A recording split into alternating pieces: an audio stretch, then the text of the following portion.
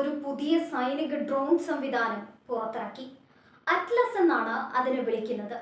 മിനിറ്റുകൾക്കുള്ളിൽ dozen കണക്കിന് ഡ്രോണുകൾ വിക്ഷേപിക്കുന്ന സംവിധാനമാണിത്. ചൈനയുടെ പുതിയ ഡ്രോൺ ഏറെ ചർച്ചയാകുകയാണ്. ഭാവിയിലെ യുദ്ധങ്ങൾ ടാങ്കുകളോ യുദ്ധവിമാനങ്ങളോ ഉപയോഗിച്ച് ആരംഭിക്കണമെന്നില്ലെന്നാണ് വിദഗ്ധർ പറയുന്നത്. വില കുറഞ്ഞതും വേഗതയേറിയതും ഏകോപിപ്പിച്ചതുമായ ഡ്രോണുകളുടെ കൂട്ടമായിരിക്കാം ഭാവിയിലെ യുദ്ധമെന്നാണ് വിലയിരുത്തൽ. ആധുനിക യുദ്ധതന്ത്രങ്ങളുടെ മാറ്റമായിട്ടാണ് ചൈനയുടെ അറ്റ്ലസ് ഡ്രോൺ സിസ്റ്റത്തെ വിലയിരുത്തുന്നത്. എന്താണ് ഈ ആയുധ സംവിധാനത്തിന്റെ പ്രത്യേകത? ഒരു കേന്ദ്രത്തിന്റെ നിയന്ത്രണത്തിൽ നിന്ന് ഓരോ സമയം 100ഓളം ഡ്രോണുകളെ വിക്ഷേപിക്കാൻ സാധിക്കും. മാത്രമല്ല, ഡ്രോണുകളുടെ ഏകോപനവും സാധ്യമാണ്. എന്താണ് ഈ സംവിധാനം? ഒരു കമാൻഡ് വെഹിക്കിൾ, ഒരു ലോഞ്ച് വെഹിക്കിൾ, ഒരു സപ്പോർട്ട് വെഹിക്കിൾ എന്നിവ അടങ്ങുന്നതാണ് അറ്റ്ലസ് ഡ്രോൺ യൂണിറ്റ്. ഒരു കമാൻഡ് യൂണിറ്റിൽ നിന്ന് ഒരേ സമയം 96 ഡ്രോണുകളെ വിക്ഷേപിക്കാം. ഈ ഡ്രോണിന്റെ അമ്പരപ്പിക്കുന്ന പ്രത്യേകത 5 മിനിറ്റിനുള്ളിൽ ഈ 96 ഡ്രോണുകളെയും അന്തരീക്ഷത്തിൽ എത്തിക്കാൻ കഴിയും എന്നതാണ്.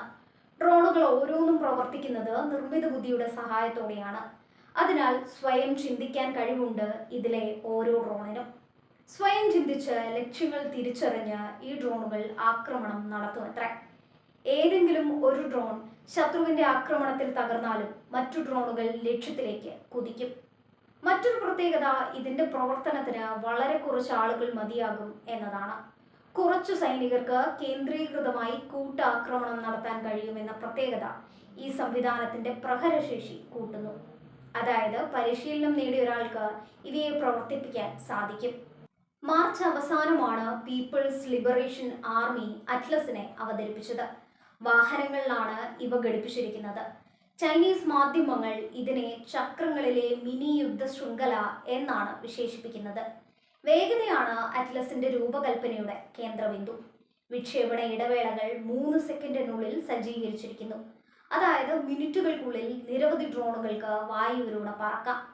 വിക്ഷേപിച്ചു കഴിഞ്ഞാൽ ഡ്രോൺ കൂട്ടത്തിന് ഭൂപ്രദേശം പരിശോധിക്കാനും സിഗ്നലുകൾ റിലേ ചെയ്യാനും ആശയവിനിമയങ്ങൾ തടസ്സപ്പെടുത്താനും റഡാറിനെ ആശയക്കുഴപ്പത്തിലാക്കാനും ഏകോപനത്തോടെ ലക്ഷ്യങ്ങൾ ആക്രമിക്കാനും കഴിയും.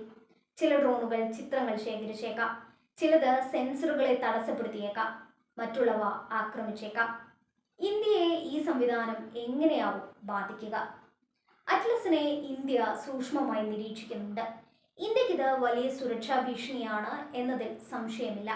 നിലവിലുള്ള ഇന്ത്യയുടെ പ്രതിരോധ സംവിധാനങ്ങൾക്ക് ഒരുമിച്ച് കൂട്ടമായി വരുന്ന ഡ്രോണുകളെ പ്രതിരോധിക്കുക എന്നത് വലിയ വെല്ലുവിളിയാണ്. വെല്ലുവിളിയെ നേരിടാൻ ഇന്ത്യയും ഒരുങ്ങുകയാണ്. ഇന്ത്യ സ്വന്തമായി ഒരു ഡ്രോൺ സ്വാം സാങ്കേതിക വിദ്യ വികസിപ്പിക്കുന്നുണ്ട്. ഡ്രോണുകളെ പ്രതിരോധിക്കാനുള്ള ആന്റി ഡ്രോൺ സംവിധാനങ്ങളും ഇന്ത്യ ഒരുക്കുന്നുണ്ട്.